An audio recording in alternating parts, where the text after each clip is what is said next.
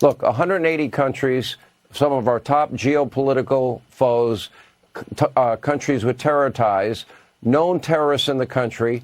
We have dozens of Americans raped, murdered, victims of violent crime, and it's costing the American people billions of dollars. The biggest national security risk ever, all self-inflicted. Why isn't it a bigger issue? And what did you see at the border yesterday? Well, it is a big issue. It's probably the #2 issue, I think, for people in this country, right behind this abysmal economy that Kamala Harris and Joe Biden have given us.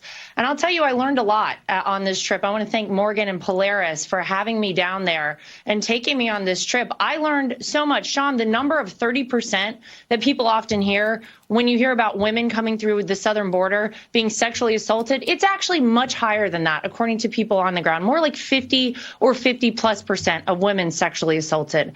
I learned a term, recycled child. That's a child that the Border Patrol sees 4, 5, 6, maybe even 7 times. The same child coming over the border with different military-aged men so that those men can get into our country illegally. I learned that on every third light pole, Donald Trump, when he was president, made sure that these high-tech cameras were installed.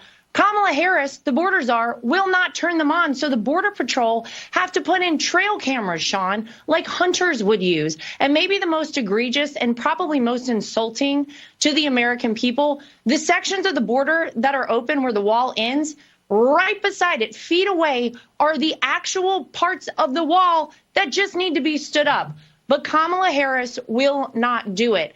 We have a tragedy going on in this country. It is an invasion. And I'll tell you one thing, the people down in Yuma, Arizona, the police, the Border Patrol, the hospitals, the schools are begging to get Donald Trump back in the White House because he did secure the border. Walls work. I saw it with my own eyes. And what they have allowed to happen to this country in 3.5 years is a tragedy.